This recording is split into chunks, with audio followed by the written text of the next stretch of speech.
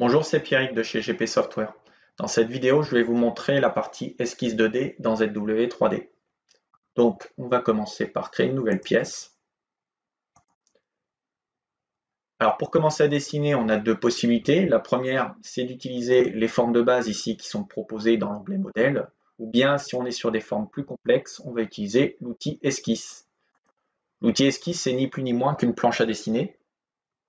Donc vous voyez que ZW3D nous demande le plan sur lequel on souhaite dessiner. Donc par exemple, on va prendre le plan XY et on valide par la coche verte. ZW3D nous met automatiquement parallèle à ce plan. Et vous voyez que nous avons une nouvelle interface qui s'est affichée ici, avec un onglet esquisse qui nous donne accès à l'ensemble des outils de dessin. Donc on va pouvoir dessiner à l'aide de segments et d'arcs. On a également des outils qui nous permettent directement de dessiner des cercles, des rectangles, des polygones, des ellipses ici. On peut réaliser du texte. On a un ensemble d'outils pour la réalisation de courbes. On a des outils de modification avec des outils ici d'ajustement ou bien la possibilité de réaliser des congés et des chanfreins. On a des formes de base qui sont proposées ici. On peut venir insérer une image pour, par exemple, s'en servir comme référence et dessiner par-dessus. On a des outils de modification de base, comme la répétition, des outils de déplacement, des outils pour copier ou faire des rotations, une fonction miroir ici,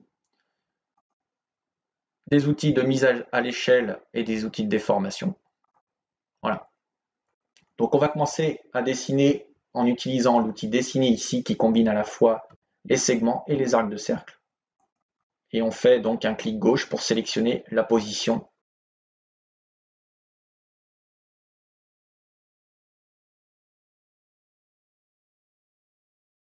Voilà, ainsi de suite. Vous voyez que si on se met à une extrémité ici et qu'on fait un clic gauche, on peut choisir soit l'arc de cercle, soit le segment. Donc on continue en segment. Voilà. Alors on voit que ZW3D nous a ajouté des contraintes automatiques d'horizontalité et de verticalité. Donc ces contraintes, on peut tout à fait les supprimer. Par exemple, si je supprime la verticalité, on va voir que nous pouvons à nouveau orienter ce segment comme on le souhaite. Vous voyez également que ZW3D a créé une liaison automatique entre les segments, donc ils sont tous liés les uns aux autres. Donc si on veut rajouter la contrainte de verticalité, on va aller dans l'onglet contrainte ici, et on sélectionne vertical. Voilà. Et on valide. Donc on revient ici dans l'outil esquisse, et puis on va ajouter d'autres segments.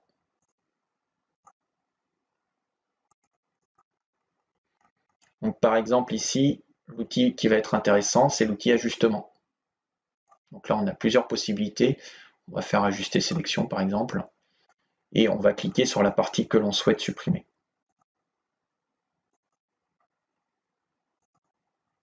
Voilà. Donc ZW3D de la même façon ici ajoute des contraintes automatiques. Et donc on a à nouveau des segments qui sont liés ici, les uns aux autres.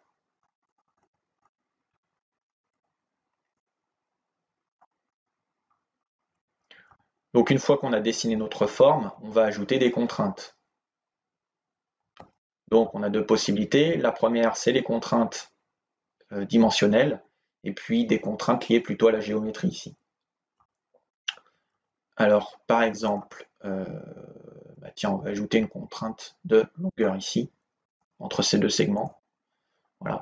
Donc là, ça indique maintenant que la longueur de ce segment est égale à la longueur de ce segment. Ensuite, on peut rajouter par exemple une contrainte de collinéarité. Donc désormais, les deux sont bien alignés. Donc, on peut rajouter également une autre contrainte de longueur entre ces deux-là, par exemple. Voilà.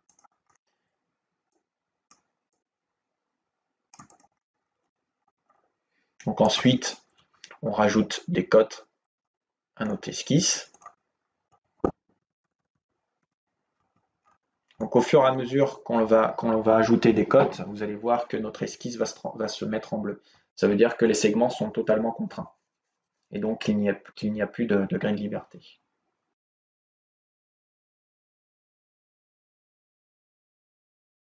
Voilà. Donc là, notre esquisse est totalement contrainte. Donc on peut sortir avec le bouton ici. Et on revient dans l'interface initiale. Et on a accès aux fonctions volumiques. Donc par exemple, on va utiliser la fonction extrusion. On sélectionne l'esquisse. Et voilà, simplement. Donc soit ici on vient tirer sur la flèche pour modifier la dimension, ou on rentre notre dimension à ce niveau-là. Et on valide. Voilà, nous avons notre pièce ici. On peut revenir bien sûr dans l'édition de l'esquisse et puis modifier une valeur, plusieurs d'ailleurs.